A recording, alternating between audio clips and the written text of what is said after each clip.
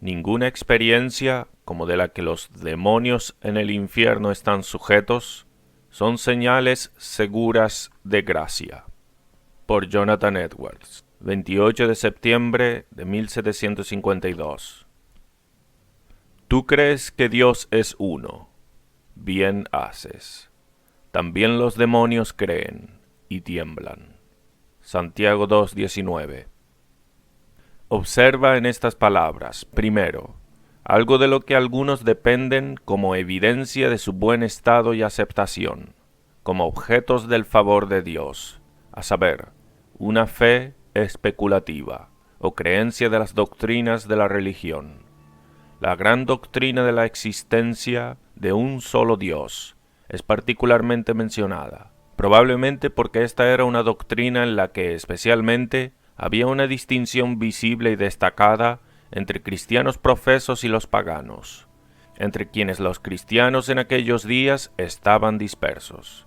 Y por eso, esto era en lo que muchos confiaban, a lo que les recomendaban, o al menos era una evidencia de sus intereses, los grandes privilegios espirituales y eternos en los que los cristianos reales eran distinguidos del resto del mundo.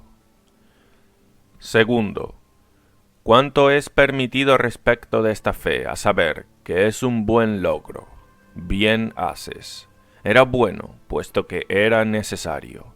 Esta doctrina era una de las doctrinas fundamentales del cristianismo y en algunos respectos, sobre todas las demás, fundamental. Era necesario creerla para la salvación. Estar sin la creencia de esta doctrina, especialmente en aquellos que habían tenido tal ventaja de conocer, como los que el apóstol les escribió, sería un gran pecado y agravaría enormemente sus condenaciones. Esta creencia era también buena, puesto que tenía una buena tendencia en muchos aspectos.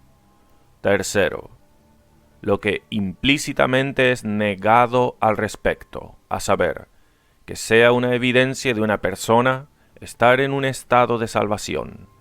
Todo el contexto muestra esto como el motivo del apóstol en las palabras, y es particularmente manifiesto por la conclusión del verso, que es, cuarto, la cosa observable en las palabras, a saber, el argumento por el cual el apóstol prueba que esto no es señal de un estado de gracia, a saber, que es hallado en los diablos.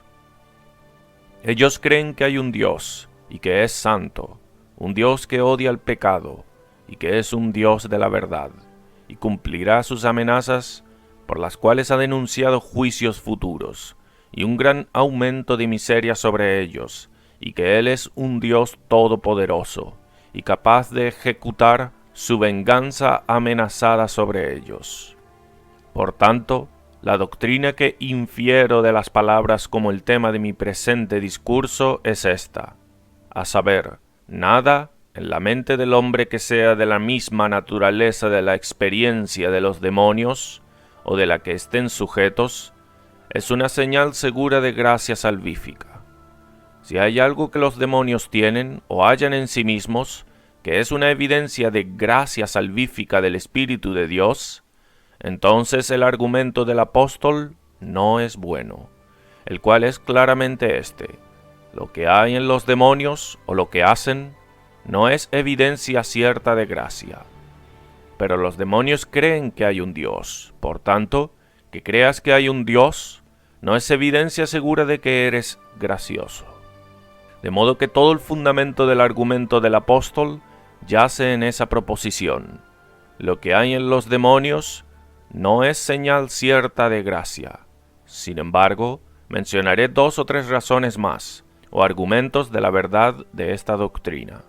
Primero, los demonios no tienen ningún grado de santidad, y por eso aquellas cosas que no están nada más allá de lo que están sujetos no pueden ser experiencias santas.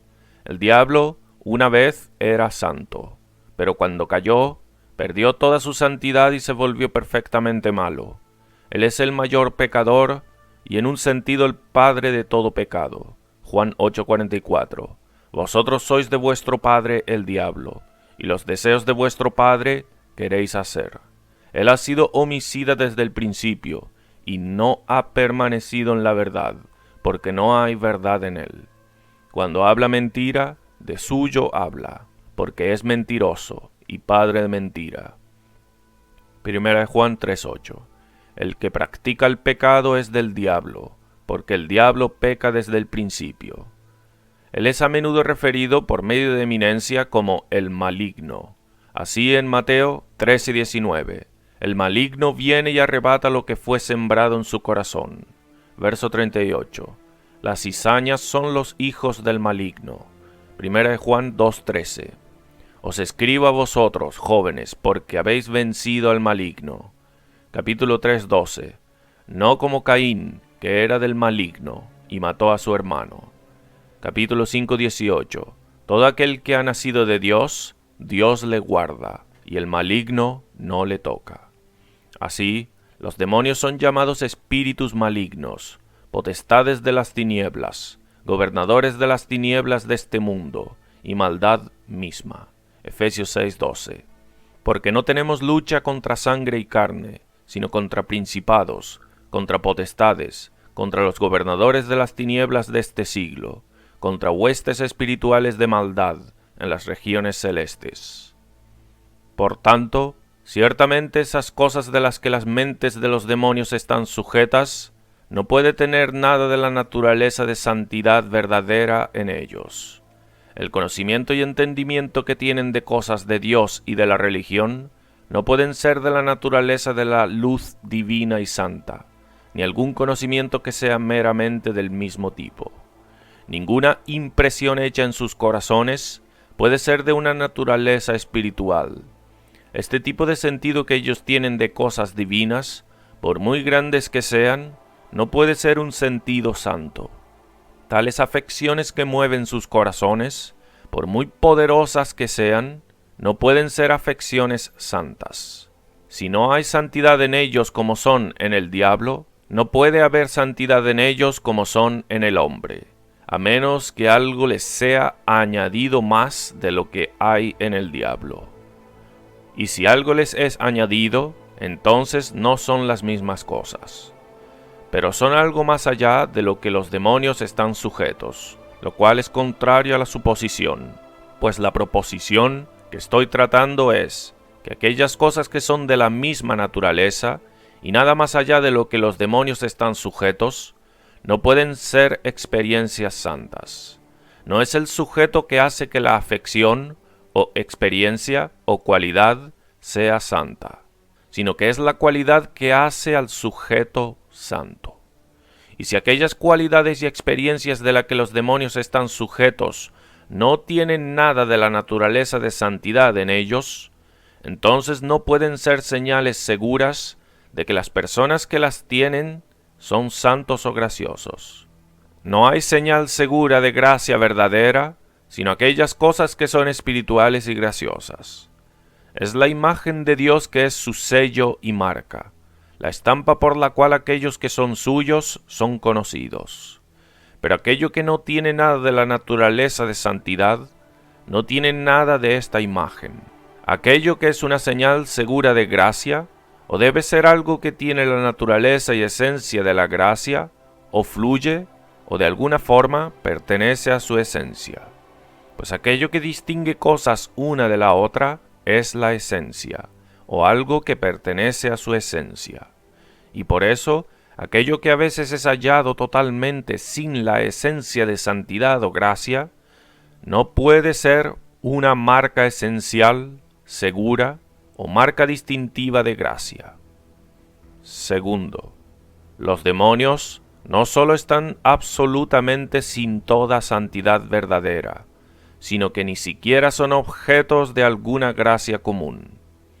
Si alguien imaginara que algunas cosas pueden ser señales de gracia, las cuales no son gracias en sí, o que no tienen nada de la naturaleza y esencia de la gracia y santidad en ellas, sin embargo, ciertamente ellos permitirán que las cualificaciones que son evidencias seguras de gracia deben ser cosas que están cerca de la gracia, o que tienen alguna afinidad notable con ella.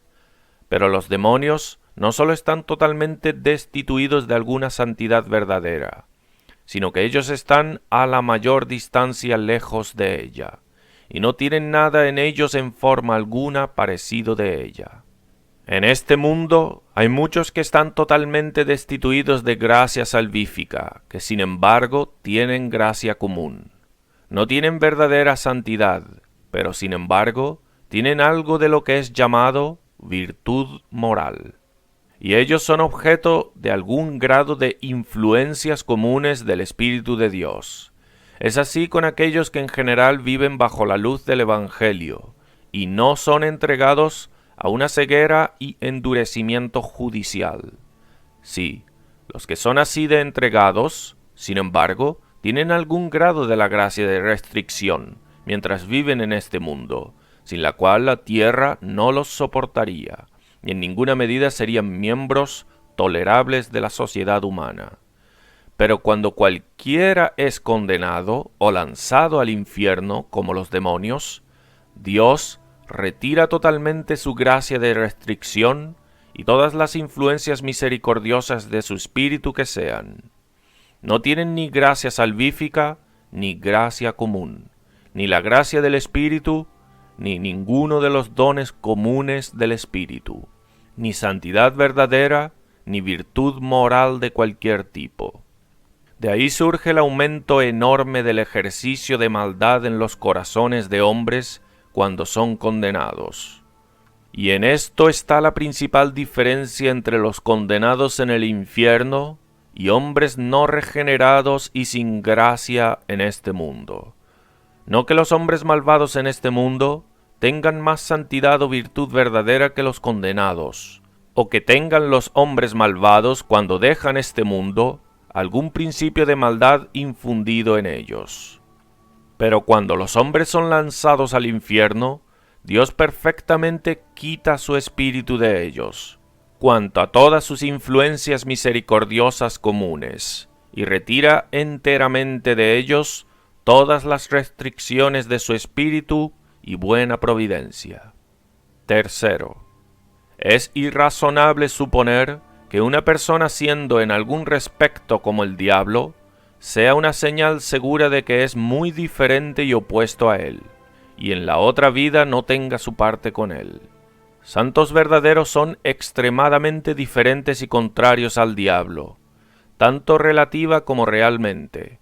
El diablo es el gran rebelde, el enemigo principal de Dios y Cristo, el objeto de la mayor ira de Dios, un malhechor condenado, totalmente rechazado y expulsado por él, para siempre excluido de su presencia, el prisionero de su justicia, un habitante eterno del mundo infernal. Los santos, por el contrario, son los ciudadanos de la Jerusalén celestial, miembros de la familia del Rey glorioso del cielo, los hijos de Dios, los hermanos, esposa de su amado Hijo, herederos de Dios, coherederos con Cristo, reyes y sacerdotes de Dios, y ellos son realmente extremadamente diferentes. El diablo, por cuenta de su naturaleza odiosa y esas disposiciones malditas que reinan en él, es llamado Satanás, el adversario, Abadón y Apolión, el gran destructor, el lobo, el león rugiente, el gran dragón, la serpiente antigua.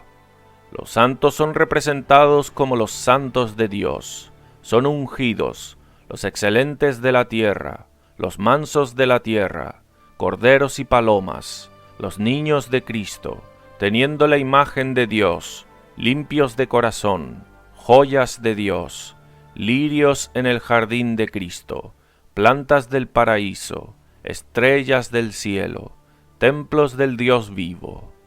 Los santos, mientras sean santos, son tan diferentes del diablo como el cielo lo es del infierno, y mucho más contrarios que la luz a la oscuridad. Y el estado eterno al cual son designados es correspondientemente diferente y contrario. Ahora, no es razonable suponer que ser en algún respecto como Satanás, o estar sujeto a algunas de las mismas propiedades, cualificaciones, afecciones o acciones que hay en él, es una evidencia segura de que las personas son así de sumamente diferentes de él, y en circunstancias tan diferentes, y designados a un estado eterno tan extremadamente contrario en todos los aspectos. Los hombres malos en la Escritura son llamados los hijos del diablo. Ahora, es razonable suponer que los hombres, siendo en algún respecto como el diablo, puede ser una señal segura de que no son sus hijos, sino los hijos del Dios infinitamente santo y bendito. Somos informados que los hombres malos en la otra vida tendrán su parte con demonios, serán sentenciados al mismo fuego eterno que está preparado para el diablo y sus ángeles. Ahora, ¿puede un hombre, siendo como el diablo en algún respecto, ser un indicio de que no tendrá su parte con él, sino con ángeles gloriosos y con Jesucristo, habitando con él donde él está, para que pueda contemplar y participar de su gloria? Provecho. El primer uso puede estar en varias inferencias para nuestra instrucción. Primero, de lo que ha sido dicho, puede ser inferido, por la misma razón, que nada que los hombres condenados hacen o experimentarán puede ser una señal segura de gracia. Hombres condenados son como los demonios, son conformados a ellos en naturaleza y estado. No tienen nada mejor en ellos que los demonios. No tienen principios más elevados en sus corazones. No tienen la experiencia ni hacen nada de una clase más excelente, puesto que son los hijos y siervos del diablo, y como tales habitarán con él, y serán participantes con él de la misma miseria. Como Cristo dice, a respecto de los santos en sus estados futuros, Mateo 22:30, serán como los ángeles de Dios en el cielo. También puede ser dicho a respecto de hombres impíos en sus estados futuros, serán como los ángeles caídos malos en el infierno. Cada una de las razones mencionadas, dadas para mostrar la verdad de la doctrina con respecto de demonios, se sostiene con respecto de los hombres condenados. Los hombres condenados no tienen ningún grado de santidad, y por tanto, aquellas cosas que no están nada más allá de lo que tienen, no pueden ser experiencias santas. Hombres condenados no solo están absolutamente destituidos de toda santidad verdadera, sino que ni tienen alguna gracia común. Y por último, es irrazonable suponer que una persona, siendo en algún respecto como los condenados en el infierno, sea una señal segura de que son muy diferentes y opuestos a ellos, y en la otra vida no tengan su porción con ellos. Segundo, de ahí podemos inferir que ningún grado de conocimiento especulativo de cosas de religión es alguna señal segura de gracia salvífica. El diablo, antes de su caída, estaba entre aquellos ángeles resplandecientes y gloriosos del cielo, que son representados como estrellas de la mañana y llamas de fuego que exceden en fuerza y sabiduría. Y aunque él se haya vuelto ahora pecaminoso, sin embargo, su pecado no ha abolido las facultades de la naturaleza angélica. Como cuando el hombre cayó, él no perdió las facultades de la naturaleza humana.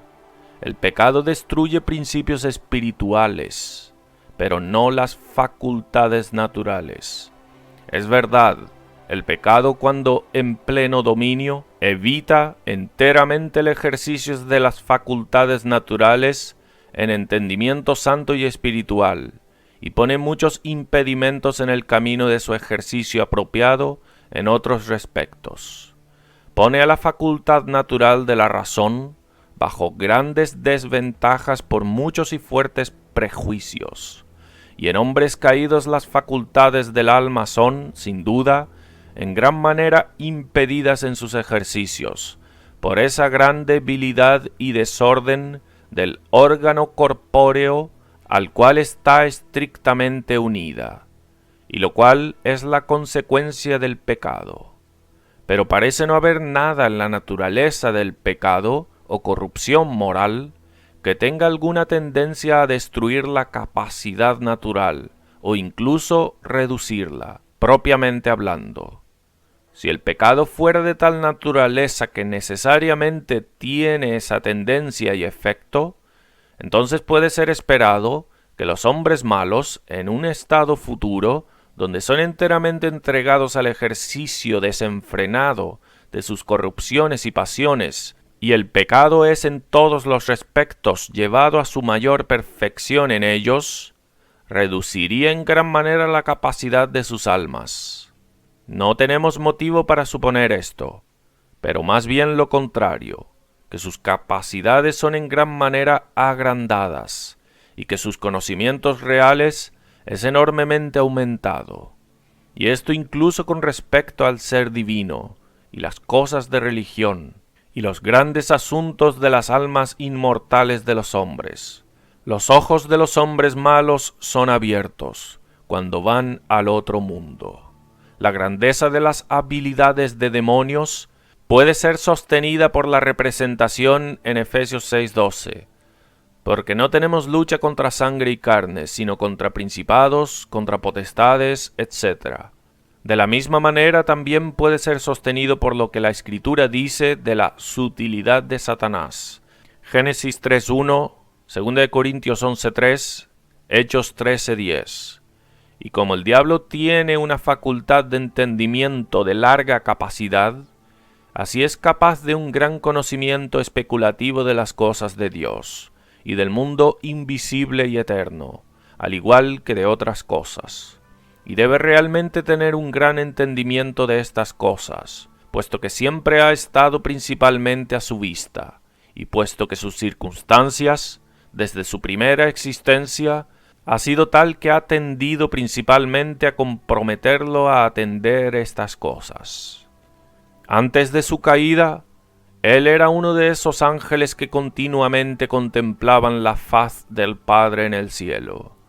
Y el pecado no tiene tendencia a destruir la memoria, y por eso no tiene tendencia a eliminar de ella algún conocimiento especulativo que había anteriormente ahí. Así como la sutilidad del diablo muestra su gran capacidad, así es el camino en el cual es ejercida y manifestada su sutilidad, lo cual está principalmente en su manejo ingenioso con respecto a cosas de religión, sus representaciones, insinuaciones, raciocinios y tentaciones sumamente sutiles a respecto de estas cosas, demuestra su gran entendimiento real de ellas. Como a fin de ser un arguidor muy ingenioso en alguna ciencia, aunque solo sea para confundir y engañar a tales que son letrados en ella, una persona tiene necesidad de tener un gran y extensivo conocimiento de las cosas que pertenecen a esa ciencia. Así el diablo, sin duda, tiene un grado de mucho conocimiento especulativo en divinidad, habiendo sido, como si fuera, educado en la mejor escuela de divinidad en el universo, a saber, el cielo de los cielos. Él debe tener tal conocimiento extensivo y preciso a respecto de la naturaleza y atributos de Dios, que nosotros, gusanos de la tierra, en nuestro estado actual, no somos capaces de tener. Y él debe tener un conocimiento mucho más extensivo de las obras de Dios, como de la obra de creación en particular, pues él era un espectador de la creación de este mundo visible. Él era una de aquellas estrellas del alba, Job 38 del 4 al 7, cuando alababan todas las estrellas del alba, y se regocijaban todos los hijos de Dios, cuando Dios fundaba la tierra, y ordenó sus medidas y extendió sobre ella cordel. Y así, él debía tener un conocimiento muy grande de las obras de providencia de Dios. Él ha sido un espectador de las series de estas obras desde el principio. Él ha visto cómo Dios ha gobernado el mundo en todas las épocas, y ha visto todo el hilo de las sucesivas dispensaciones maravillosas de providencia hacia su iglesia, de generación a generación, y no ha sido un espectador indiferente. Pero la gran oposición entre Dios y él, en todo el curso de esas dispensaciones, necesariamente ha captado su atención en la observación más estricta de ellas. Él debe tener un grado de mucho conocimiento a respecto de Jesucristo como el Salvador de hombres, y de la naturaleza y método de la obra de redención, y de la sabiduría admirable de Dios en esta inventiva. Es esa obra de Dios en la que por encima de todas las demás, Dios ha actuado en oposición a Él, y en la cual principalmente Él se ha puesto en oposición a Dios. Es con relación a este asunto que la poderosa guerra ha sido mantenida, que ha sido armada entre Miguel y sus ángeles, y el diablo y sus ángeles, por todas las épocas desde el principio del mundo, y especialmente desde que Cristo apareció. El diablo ha tenido suficiente para captar su atención de los pasos de la sabiduría divina en esta obra, pues es a esta sabiduría que ha opuesto su sutilidad, y ha visto y hallado, para su gran decepción y tormento indecible, cómo la sabiduría divina ejercida en esa obra ha desconcertado y confundido sus estrategias. Él tiene un gran conocimiento de las cosas del otro mundo, pues las cosas de este mundo están a su vista inmediata.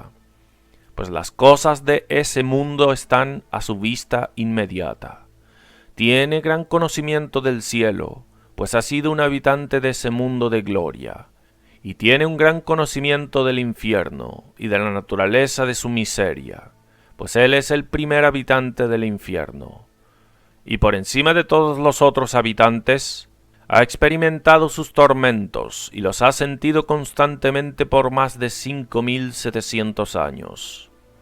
Debe tener un gran conocimiento de las Santas Escrituras, pues es evidente que no es impedido de conocer lo que está escrito ahí, por el uso que ha hecho de las palabras de la Escritura en su tentación de nuestro Salvador.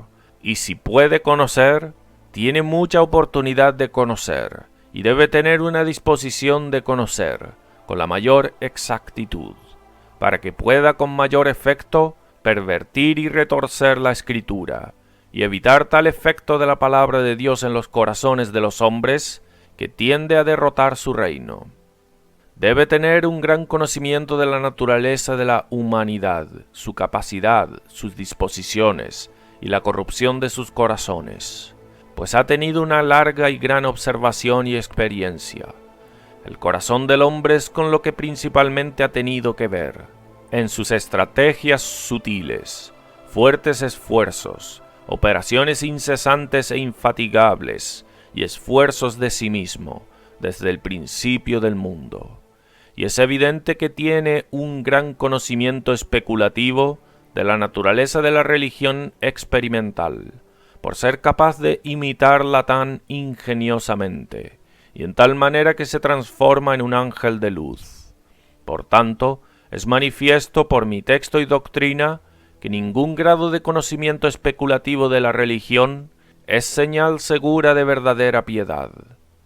Sean las nociones claras que un hombre tenga de los atributos de Dios, la doctrina de la Trinidad, la naturaleza de los dos pactos, la economía de las personas de la Trinidad, y la parte que cada uno tiene en el asunto de la redención del hombre, si puede discursar tan excelentemente como nunca de los oficios de Cristo, y del camino de salvación por él, y los métodos admirables de la sabiduría divina, y la armonía de los varios atributos de Dios en ese camino, si puede hablar tan clara y exactamente como nunca del método de la justificación de un pecador, y de la naturaleza de la conversión, y las operaciones del Espíritu de Dios, en aplicar la redención de Cristo, dar buenas distinciones, resolver felizmente dificultades, y responder a objeciones, de una manera que tiende en gran manera a iluminar el ignorante, para la edificación de la Iglesia de Dios, y la convicción de los contradictores, y para el gran aumento de luz en el mundo, si tiene más conocimiento de este tipo que cientos de verdaderos santos de una educación ordinaria, y que la mayoría de los teólogos, con todo, no es evidencia segura de ningún grado de gracia salvífica en el corazón. Es verdad, la Escritura con frecuencia habla del conocimiento de cosas divinas como lo que es peculiar a verdaderos santos. Como en Juan 17:3, y esta es la vida eterna, que te conozcan a ti, el único Dios verdadero, y a Jesucristo, a quien has enviado. Mateo 11:27. Nadie conoce al Hijo sino el Padre, ni al Padre conoce alguno sino el Hijo, y aquel a quien el Hijo lo quiera revelar. Salmo 9:10. En ti confiarán los que conocen tu nombre. Filipenses 3:8. Estimo todas las cosas como pérdida, por la excelencia del conocimiento de Cristo Jesús, mi Señor. Pero entonces, debemos entenderlo de un tipo diferente de conocimiento a ese entendimiento especulativo que el diablo tiene a un grado tan grande. También será permitido que el conocimiento salvífico espiritual de Dios y cosas divinas promueve enormemente el conocimiento especulativo, puesto que envuelve la mente en su búsqueda en cosas de este tipo, y asiste mucho a un entendimiento distinto de ellas. De manera que, otras cosas siendo iguales, quienes tienen conocimiento espiritual tienen mayor probabilidad que otros a tener un conocimiento bueno, doctrinal, de cosas de la religión. Pero, sin embargo, tal conocimiento puede no ser una característica distintiva de verdaderos santos. Tercero, también puede ser inferido por lo que ha sido observado que el que las personas meramente den un asentimiento especulativo a las doctrinas de la religión como verdaderas, no es evidencia segura de un estado de gracia. Mi texto nos dice que los demonios creen, y como ellos creen que hay un Dios, así creen la verdad de las doctrinas de la religión en general. El diablo es ortodoxo en su fe. Él cree en el verdadero esquema de la doctrina. Él no es deísta, sociciano, arriano, pelagiano o antinomiano. Los artículos de su fe son todos sanos. Los artículos de su fe son todos sanos, y en ellos está meticulosamente establecido. Por tanto, que una persona crea en las doctrinas del cristianismo meramente por la fuerza de argumentos, como discernidas sólo por especulación, no es evidencia de gracia. Es probablemente una cosa muy rara que un hombre no regenerado tenga una persuasión fuerte de la verdad de las doctrinas de la religión, especialmente de las que son muy misteriosas, y están muy por encima de la comprensión de la razón.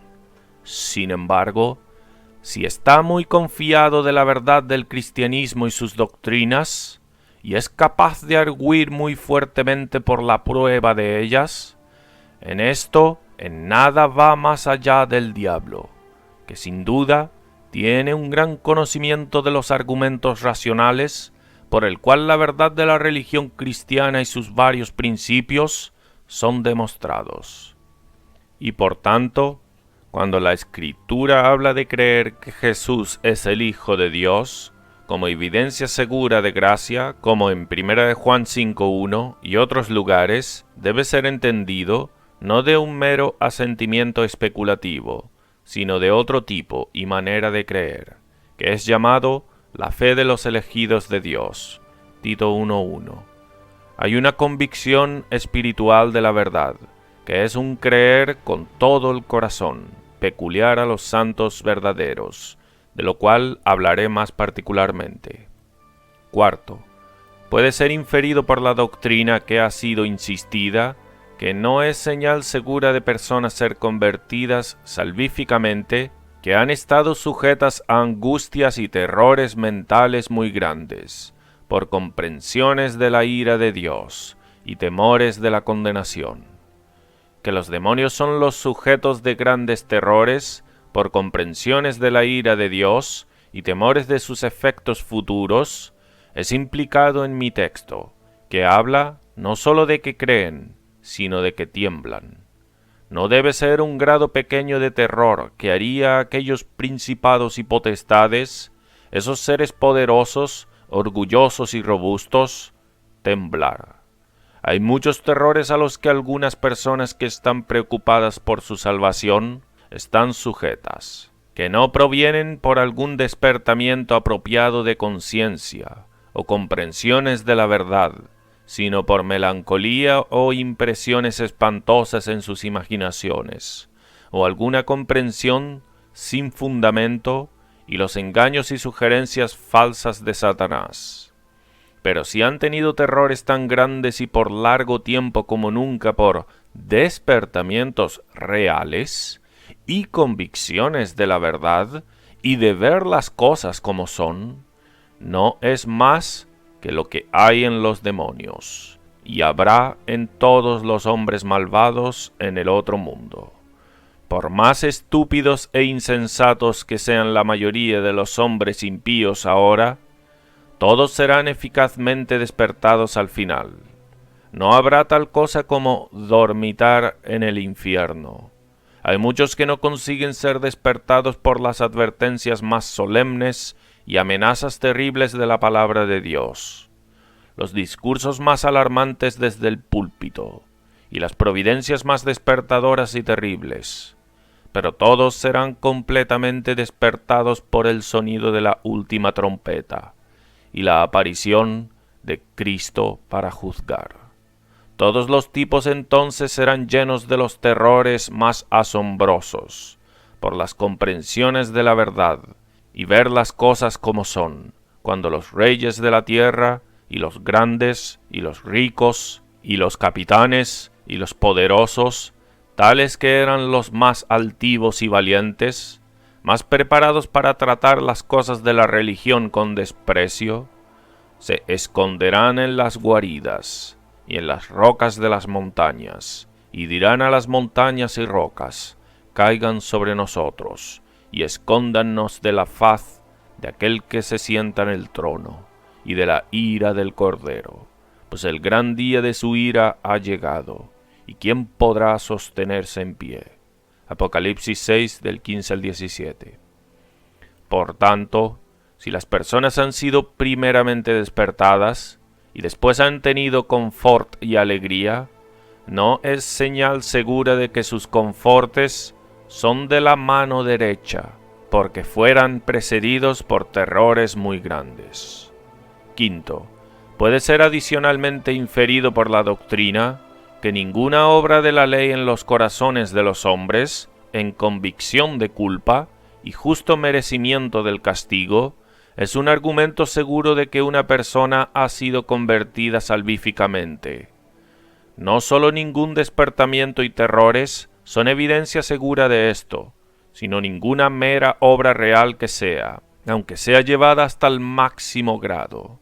Nada en donde no haya gracia o luz espiritual, sino solo la mera convicción de la conciencia natural y esos actos y operaciones de la mente que son el resultado de esto, y así son como si fuera meramente forzados por la clara luz de la conciencia, sin la concurrencia del corazón e inclinación con esa luz, no es ninguna señal segura de gracia salvífica de Dios, o que una persona haya sido convertida salvíficamente. La evidencia de esto por mi texto y doctrina es demostrado, porque los demonios están sujetos a estas cosas, y todos los hombres malos que finalmente perecerán estarán sujetos a lo mismo.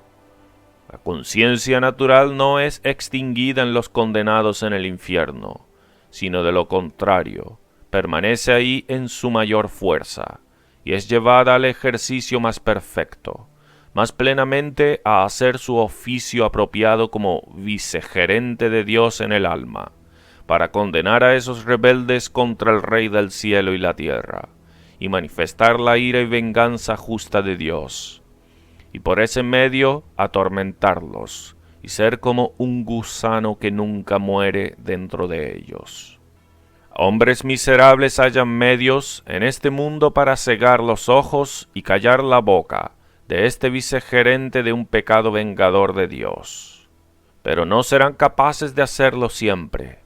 En el otro mundo los ojos y boca de la conciencia será plenamente abierta. Dios en la otra vida hará que los hombres malos vean y sepan estas cosas de las cuales ahora laboriosamente esconden sus ojos. Isaías 26, del 10 al 11. Se mostrará piedad al malvado, y no aprenderá justicia. En tierra de rectitud hará iniquidad, y no mirará a la majestad de Jehová. Jehová, tu mano está alzada, pero ellos no ven. Verán al fin, y se avergonzarán los que envidian a tu pueblo, y a tus enemigos fuego los consumirá. Tenemos esta expresión a menudo anexada a las amenazas de ira de Dios a sus enemigos. Y conocerán que yo soy el Señor. Esto será realizado por sus experiencias desgraciadas y clara luz en sus conciencias, por la que se les hará conocer, sea que quieran o no, cuán grande y terrible, santo y justo Dios Jehová es, cuya autoridad ellos han despreciado. Y ellos sabrán que Él es justo y santo en sus destrucciones. De esto serán convencidos todos los impíos en el día del juicio, al sacar a la luz todas sus maldades de corazón y práctica, y al poner todos sus pecados, con todas sus agravaciones, en orden, no sólo a la vista de los demás, incluso del mundo entero, sino a la vista de sus propias conciencias. Esto es amenazado en Salmo 50, 21. Estas cosas hiciste, y yo he callado. Pensabas que de cierto sería yo como tú, pero te reprenderé, y las pondré delante de tus ojos. Compara esto con los 4 primeros versos del Salmo. El propósito del día del juicio no es hallar lo que es justo, como es con los juicios humanos, pero es manifestar lo que es justo. Dar a conocer la justicia de Dios en el juicio que ejecutará a las propias conciencias de los hombres y al mundo. Y por tanto, ese día es llamado el día de la ira y revelación del justo juicio de Dios. Romanos 2:5. Ahora, pecadores a menudo reparan contra la justicia de las dispensaciones de Dios, y particularmente contra lo que amenaza por sus pecados, excusándose y condenándolo a él. Pero cuando Dios llegue a manifestar sus maldades a la luz de ese día, y a llamarlos a rendir cuentas, ellos enmudecerán. Mateo 22, 11 y 12. Y entró el rey para ver a los convidados, y vio allí a un hombre que no estaba vestido de boda, y le dijo: Amigo, ¿cómo entraste aquí sin estar vestido de boda? Mas él enmudeció. Cuando el Rey del cielo y la tierra venga para juzgar, sus conciencias serán tan perfectamente iluminadas y convencidas por la luz, que todo escuadriña, en la que entonces estarán, que sus bocas serán eficazmente cerradas, cuanto a todas las excusas por ellos mismos, toda alegación de sus propias justicias para excusar o justificarlos, y todas las objeciones contra la justicia de su juez, que sus conciencias los condenarán solamente, y no Dios. Por tanto, de la doctrina se deduce que no puede ser señal segura de gracia que las personas hayan tenido grandes convicciones del pecado. Supongamos que ellos han tenido sus pecados de vida, con sus agravaciones, notablemente puestas delante de ellos, en una medida tan grande que los conmueve y aterroriza. Y con todo, han tenido una gran vista de la maldad de sus corazones, la grandeza del pecado de la incredulidad, y de lo inexcusable y enormidad de sus iniquidades espirituales más secretas. Tal vez ellos han sido convencidos de la total insuficiencia de sus propias justicias, y están desesperados por recomendarse a Dios por eso.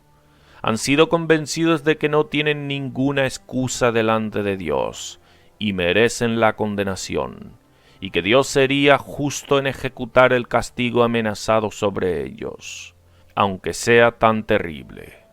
Todas estas cosas estarán en los impíos en el día del juicio, cuando estén con los demonios a la mano izquierda, y serán condenados como malditos al fuego eterno con ellos. De hecho, no habrá sumisión en ellos. sus conciencias serán convencidas de que Dios es justo en sus condenaciones.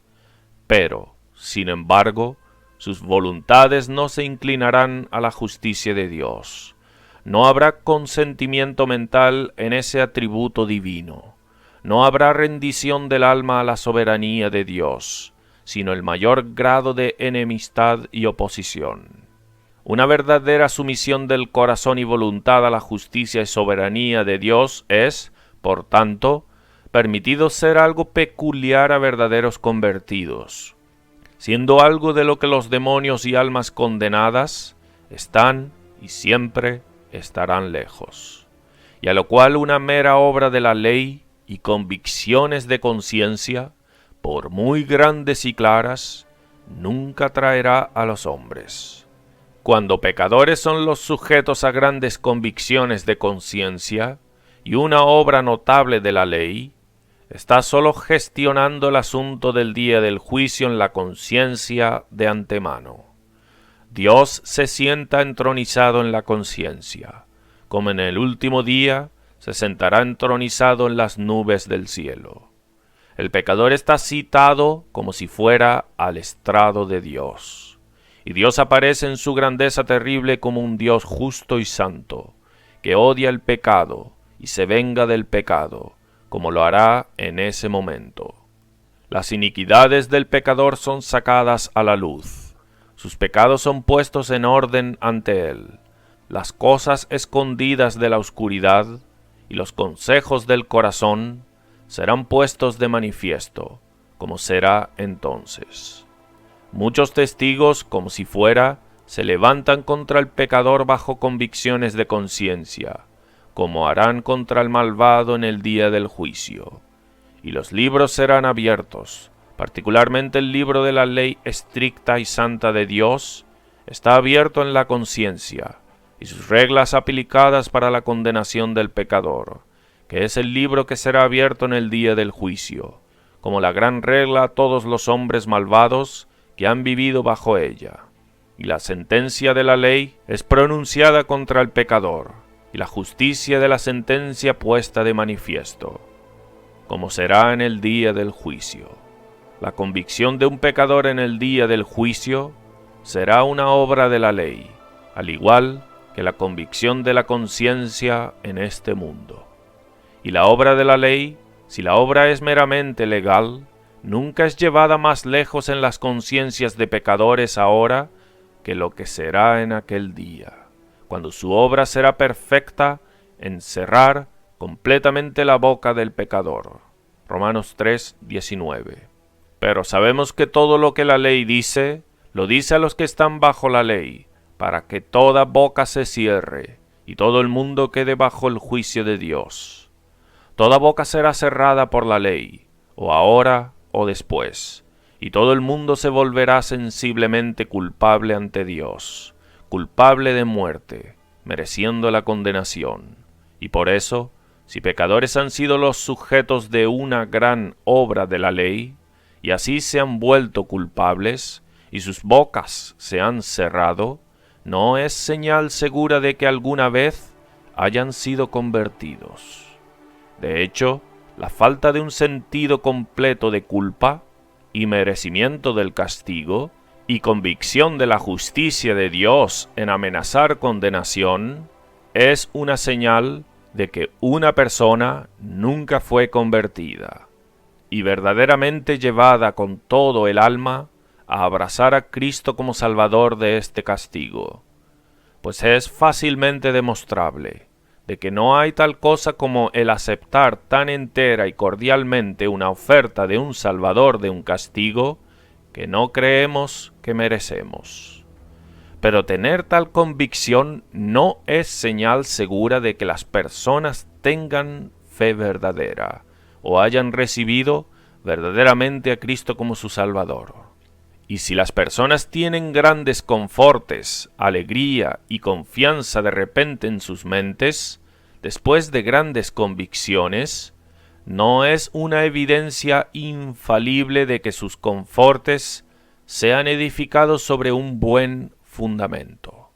Por tanto, es manifiesto que demasiado énfasis ha sido puesto por muchas personas en una gran obra de la ley precediendo sus confortes, que parecen no sólo haber visto tal obra de la ley como necesaria que precede la fe, sino también haberla estimado como la evidencia principal de la verdad y autenticidad de fe y confortes sucesivos. Por este medio, es de temer que muchísimos han sido engañados y establecidos en una falsa esperanza. Y lo que ha de verse en el evento de cosas, en multitudes de instancias, confirma esto. Puede ser permitido con seguridad que no sea tan habitual que grandes convicciones de conciencia resulten abortivas y no logren un buen resultado, como las menores convicciones, y que más generalmente el Espíritu de Dios procede tan lejos con pecadores en la obra de la ley, como para darles una gran visión de sus corazones y de la enormidad de sus iniquidades espirituales, y convencerlos que no tienen excusa, y que todas sus justicias no pueden hacer nada para merecer el favor de Dios, sino que yacen justamente expuestos a la venganza eterna de Dios con misericordia. Una obra de conversión salvífica resulta. Pero no tenemos garantía de decir que es universalmente así, o establecerlo como una regla infalible, que cuando convicciones de conciencia han ido así de lejos, la fe salvífica y arrepentimiento ciertamente resultarán. Si alguien piensa que tiene base para tal determinación, porque no consiguen concebir cuál es el fin que Dios tendría en llevar una obra de convicción a tal extremo, y preparar así el corazón para la fe, y después de todo, nunca darle fe salvífica al alma, deseo que sea considerado. ¿Dónde estará el fin de nuestras dudas y dificultades? Si nos creemos suficientes para determinar tan positiva y particularmente a respecto de los fines y designios de Dios en lo que hace. Puede ser preguntado a tal objetor, ¿cuál es el fin de Dios en dar a un pecador cualquier grado de los tratos de su espíritu y convicción de conciencia, cuando después permite que quede en nada? Si Él da algún grado que puede ser finalmente en vano, ¿quién establecerá los límites y dirá cómo de grande debe ser el grado? ¿Quién puede, sobre fundamentos seguros, determinar que cuando un pecador tiene tanta convicción como la de los demonios y condenados en el infierno, verdadera fe y salvación eterna será una consecuencia segura? Ciertamente podemos determinar esto, que, si el argumento del apóstol en el texto es bueno, nada que sea que los diablos tengan está ciertamente conectado con tal consecuencia. Viendo pecadores, mientras que son capaces de las convicciones más perfectas, y las tendrán en el día del juicio y en el infierno, ¿quién dirá que Dios nunca hará que los reprobados anticipen el juicio futuro y condenación en ese respecto? Y si es así, ¿quién le dirá a él qué haces? ¿O pedirle cuentas a respecto de sus fines por hacer así? No, pero puede pensarse y mencionarse muchos fines posibles sabios, si fueran necesarios, o ahora tuviese espacio para ello. El Espíritu de Dios es a menudo apagado por el ejercicio de la maldad de los corazones de los hombres, después que haya ido lejos en una obra de convicción, de modo que sus convicciones nunca tienen un buen resultado. Y, ¿quién puede decir que pecadores, por el ejercicio de sus oposiciones y enemistad contra Dios, que no es en absoluto mortificada por las mayores convicciones legales, ni en el condenado en el infierno ni pecadores en la tierra, no puede provocar a Dios a quitar su espíritu de ellos, incluso después que haya procedido hasta el mayor extremo en una obra de convicción? ¿Quién puede decir que Dios nunca es provocado a destruir a algunos después de que los haya llevado como si fuera por el desierto, incluso hasta el borde de la tierra de descanso, como mató a algunos de los israelitas, incluso en las llanuras de Moab, y que sea considerado dónde está nuestra garantía en la Escritura para que hagamos uso de cualquier convicción legal o método de eventos sucesivos en una obra de la ley y con fortes consecuentes como señal segura de regeneración.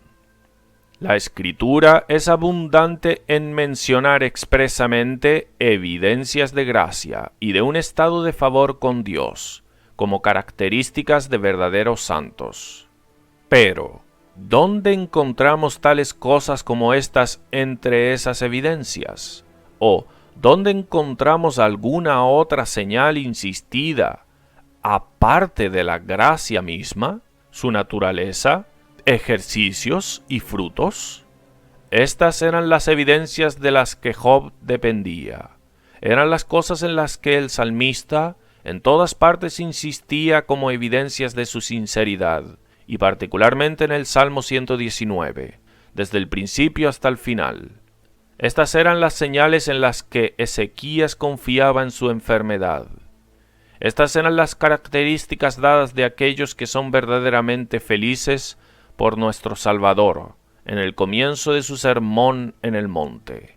Estas son las cosas que Cristo menciona como las verdaderas evidencias de ser sus discípulos reales, en su último y agonizante discurso a sus discípulos, en los capítulos 14, 15 y 16 de Juan, y en su oración intercesora, capítulo 17. Estas son las cosas de las que el apóstol Pablo a menudo habla como evidencias de su sinceridad y título seguro a una corona de gloria. Y estas son las cosas que a menudo menciona a los demás en sus epístolas, como las propias evidencias del cristianismo real, un estado justificado y un título a la gloria. Él insiste en los frutos del Espíritu: amor, alegría, paz, longanimidad, amabilidad, bondad, fe, mansedumbre, templanza, como las propias evidencias de ser de Cristo y vivir en el Espíritu. Gálatas 5, 22 al 25.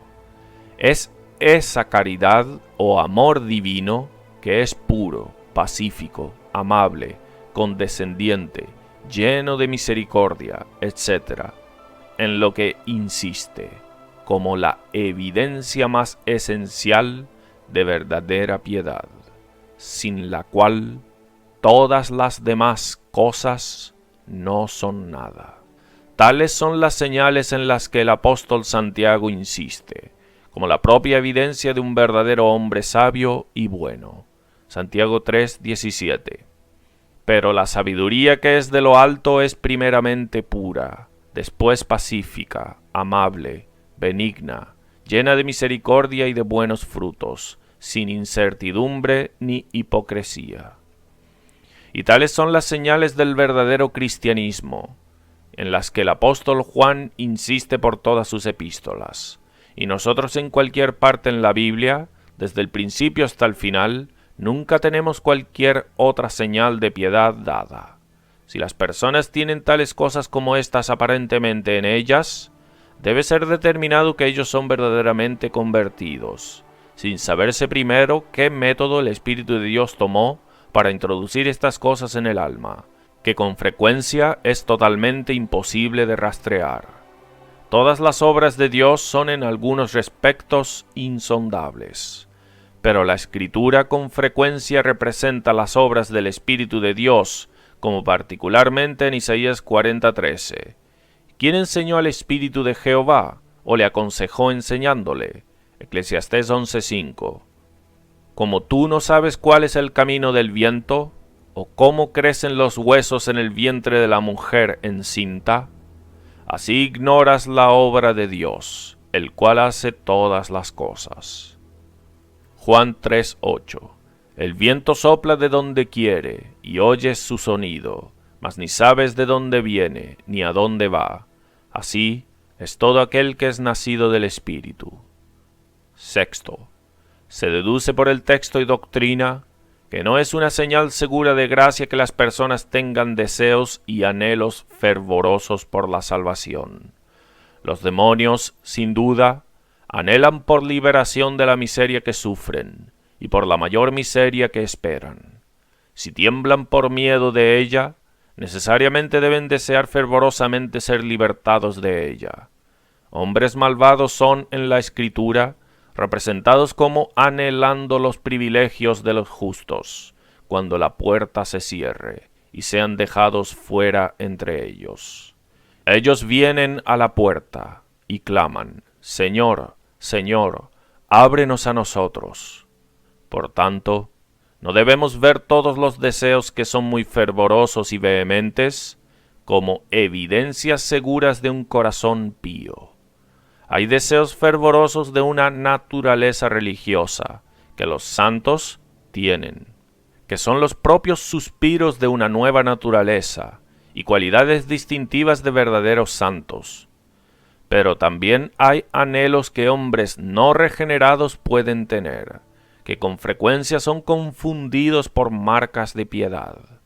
Ellos creen que tienen hambre y sed por justicia, y tienen deseos serios por Dios y Cristo, y anhelan el cielo, cuando en verdad todo se resuelve en amor propio.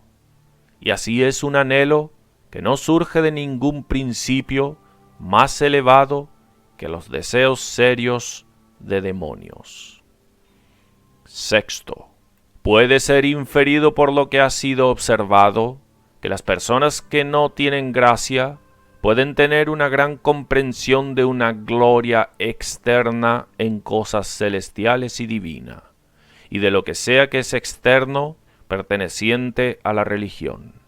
Si las personas tienen fuertemente impresiones en sus mentes, ideas obtenidas por los sentidos externos, sea por el oído, como un tipo de sonido, música agradable, o palabras habladas de excelente significado, palabras de la Escritura, adecuadas a sus casos, o adaptadas al sujeto de sus meditaciones, o ideas obtenidas por el ojo, como de una belleza y gloria visible, una luz resplandeciente, calles de oro, puertas de piedra preciosa, un trono de lo más magnífico rodeado de ángeles y santos en filas brillantes, o cualquier cosa externa perteneciente a Jesucristo, o en su estado humillado, como colgado en la cruz con su corona de espinos, sus heridas abiertas y sangre goteando,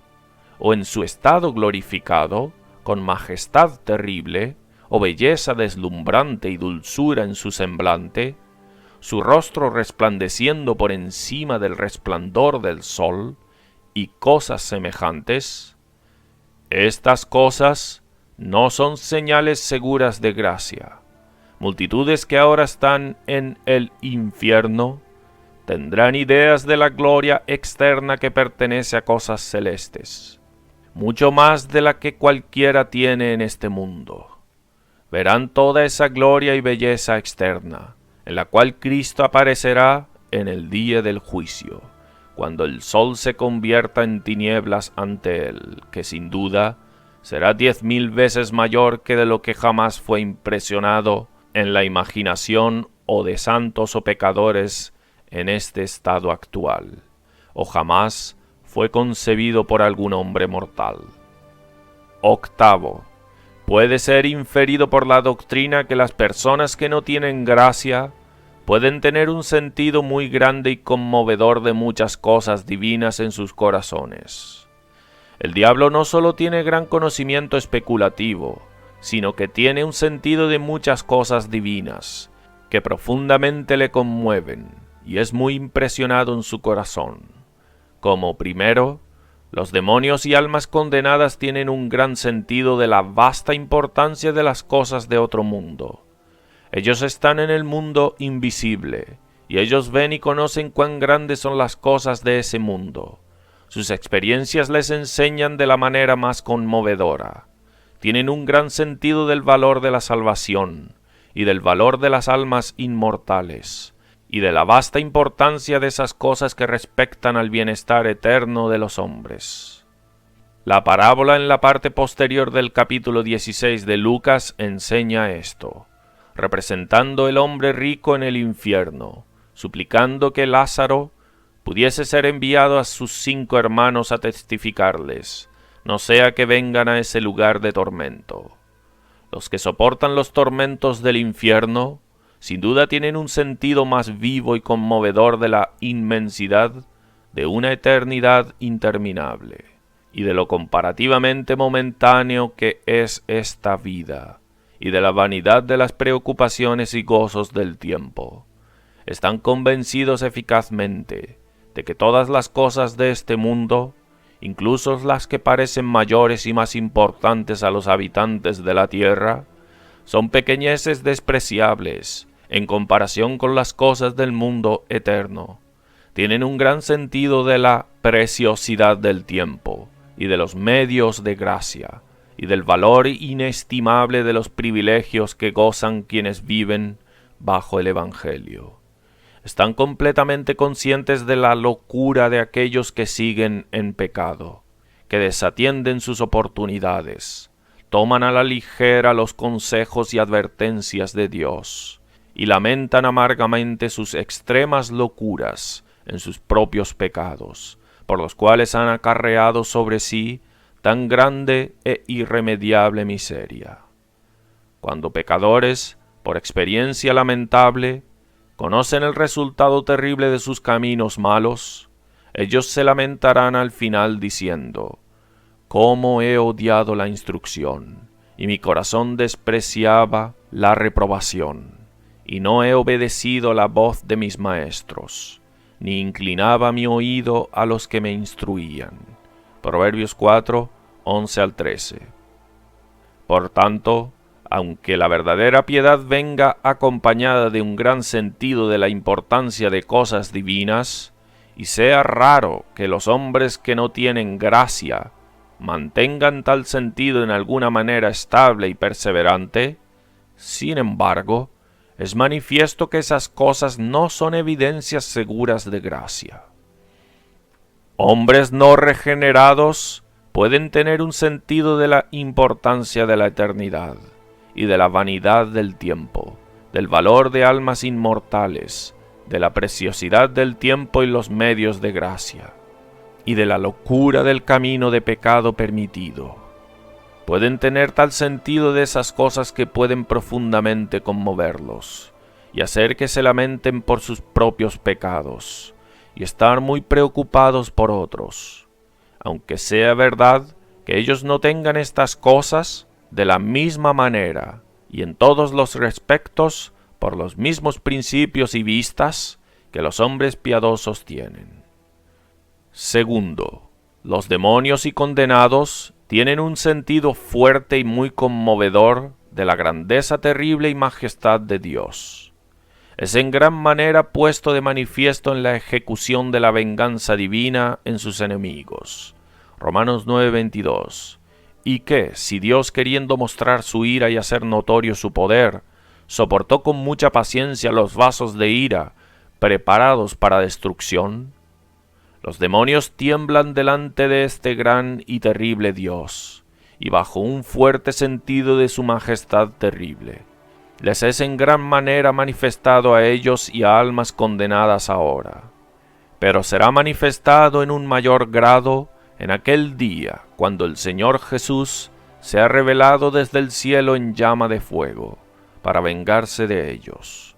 Y cuando deseen seriamente huir y esconderse de aquel que se sienta en el trono, que será por motivo de la gloria de su majestad, Isaías 2:10, y cuando sean castigados con destrucción eterna lejos de la presencia del Señor y de la gloria de su poder, cuando Cristo venga en el último día, en la gloria de su Padre, todo ojo lo verá en esa gloria, en este respecto, que verán su majestad terrible, y también los que le traspasaron. Apocalipsis 1:7.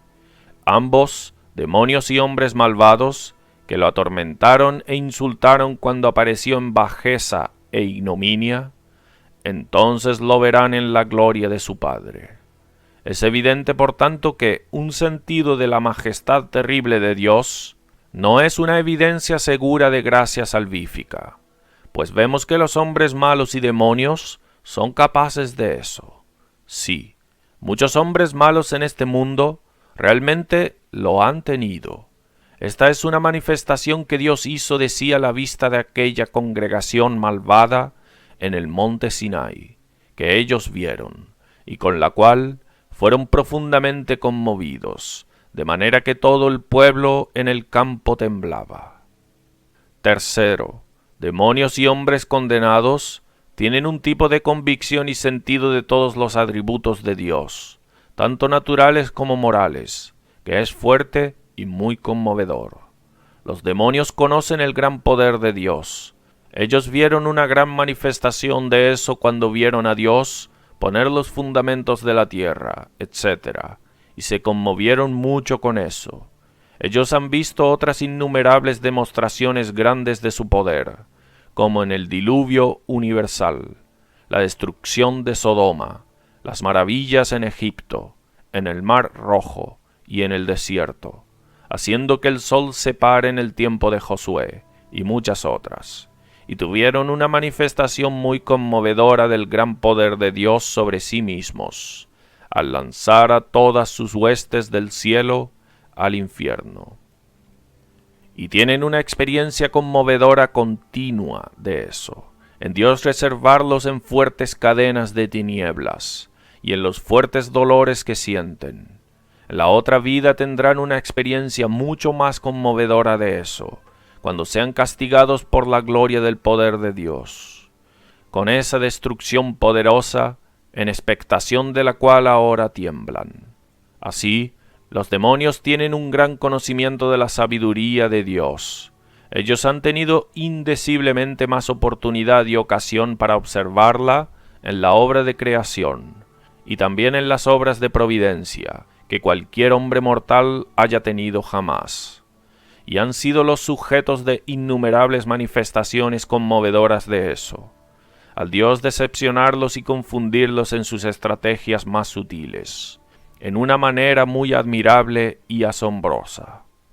Así, ellos ven y hallan la pureza y santidad infinita de la naturaleza divina en la manera más conmovedora, como esto aparece en su odio infinito del pecado, en lo que sienten de los efectos terribles de ese odio. Ellos conocen ya por lo que sufren, y conocerán en la otra vida un mayor grado, y de una manera mucho más conmovedora, que tal es la oposición de la naturaleza de Dios al pecado, que es como un fuego consumidor, que quema con vehemencia infinita contra eso. Verán también la santidad de Dios, como es ejercida en su amor a la justicia y santidad, en la gloria de Cristo y su Iglesia, que también será muy conmovedora a los demonios y hombres malvados. Y la justicia exacta de Dios les será manifestada en la mayor y más fuerte, más convincente y más conmovedora luz, en el día del juicio, cuando también verán grandes y conmovedoras demostraciones de las riquezas de su gracia, en los frutos maravillosos de su amor a los vasos de misericordia, cuando los verán a la mano derecha de Cristo, resplandeciendo como el sol en el reino del Padre de ellos, y oirán la sentencia bendita pronunciada sobre ellos, y se conmoverán profundamente con eso, como parece naturalmente implicado en Lucas 13, 28 y 29. Los demonios conocen la verdad de Dios, y por eso ellos creen en sus amenazas, y tiemblan en expectación de su realización. Y los hombres malos que ahora dudan de su verdad, y no se atreven a confiar en su palabra, en la otra vida, de la manera más convincente, conmovedora, hallarán su palabra verdadera en todo lo que ha amenazado, y verán que Él es fiel a sus promesas, en las recompensas de sus santos. Demonios y hombres condenados saben que Dios es eterno e inmutable, y por tanto se desesperan de nunca ver un final para sus miserias. Por tanto, es manifiesto que meramente las personas tener un sentido conmovedor de algo, o incluso de todos los atributos de Dios, no es señal segura de que tienen la verdadera gracia de Dios en sus corazones. Objeción. Aquí posiblemente algunos pueden objetar contra la fuerza del raciocinio anterior, que los hombres impíos en este mundo están en circunstancias sumamente diferentes de aquellas en las cuales los demonios están, y de aquellas en las cuales los hombres malvados estarán en el día del juicio. Esas cosas que son visibles y presentes a estos, son ahora futuras e invisibles a los otros. Y los hombres malos en este mundo están en el cuerpo, que obstruye e impide al alma, y están rodeados de objetos que los ciegan y embotan. Por tanto, no se deduce que porque los malvados en el otro mundo tengan una gran aprehensión y sentido vivo de tales cosas sin gracia, los hombres impíos en sus estados actuales tengan lo mismo. Respuesta. A esto respondo. No debe suponerse que los hombres en esta vida tengan todas esas cosas que han sido mencionadas en el mismo grado que los demonios y condenados. Nadie supone que alguno en esta vida tenga terrores de conciencia de igual grado que ellos. No debe suponerse que algún hombre mortal, sea piadoso o impío, tenga un grado igual de conocimiento especulativo que el diablo. Y, como acabó de observarse ahora, los malvados en el día del juicio tendrán una idea enormemente mayor de la gloria externa de Cristo de la que jamás cualquiera haya tenido en el estado presente. Así, sin duda, tendrán un sentido mucho mayor de la grandeza terrible y majestad terrible de Dios, que debajo de la que cualquiera podría subsistir en este estado frágil. Así, bien podemos concluir que los demonios y hombres malvados en el infierno tienen un mayor y más sentido conmovedor de la inmensidad de la eternidad, y en algunos respectos un mayor sentido de la importancia de las cosas del otro mundo que el que cualquiera tiene aquí. Y también tienen anhelos de salvación a un grado mayor que cualquier hombre malvado en este mundo. Pero sin embargo, es evidente que los hombres en este mundo pueden tener cosas del mismo tipo que los demonios y hombres condenados, el mismo tipo de luz en el entendimiento, las mismas vistas y afecciones, el mismo sentido de las cosas, el mismo tipo de impresiones en la mente y en el corazón. La objeción es contra la contundencia de ese raciocinio que es más propiamente del apóstol que mío. El apóstol lo juzgó un argumento contundente contra los que pensaban que creer que había un Dios era una evidencia de ser graciosos, que los demonios creían lo mismo. Así, el argumento es exactamente el mismo contra tales que piensan que tienen gracia porque creen que Dios es un Dios santo, o porque tienen un sentido de la majestad terrible de Dios. Lo mismo puede ser observado de otras cosas que han sido mencionadas. Mi texto se refiere no sólo al acto de los entendimientos de demonios al creer, sino a esa afección de sus corazones que acompañan a las vistas que tienen, puesto que temblar es un efecto de la afección del corazón, lo cual muestra que si los hombres tienen ambos las mismas vistas del entendimiento y también las mismas afecciones del corazón que los demonios tienen, no es señal de gracia. Y cuanto al grado particular al cual estas cosas pueden ser llevadas en los hombres en este mundo sin gracia, no parece seguro utilizarse de eso como una regla infalible para determinar el estado de los hombres. No sé dónde tenemos alguna regla que seguir para fijar el grado preciso en el cual Dios, por su providencia o sus influencias comunes en la mente, estimulará en los hombres malvados en este mundo las mismas vistas y afecciones que los malvados tienen en el otro mundo. Lo cual es manifiesto, Los anteriores son capaces de lo mismo que los posteriores, ya que tienen las mismas facultades y principios del alma, y cuales vistas y afecciones es evidente de las que a menudo realmente están sujetos en algún grado, algunos en un mayor grado y otros en un menor grado. Las evidencias infalibles de gracia que son establecidas en la Escritura son de otro tipo.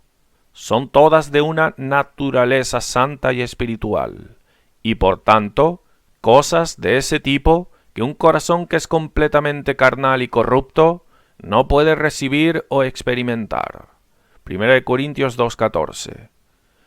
También puedo añadir aquí que la observación y experiencia, en muchísimos ejemplos, aparecen confirmar lo que la Escritura y razón enseñan en estas cosas.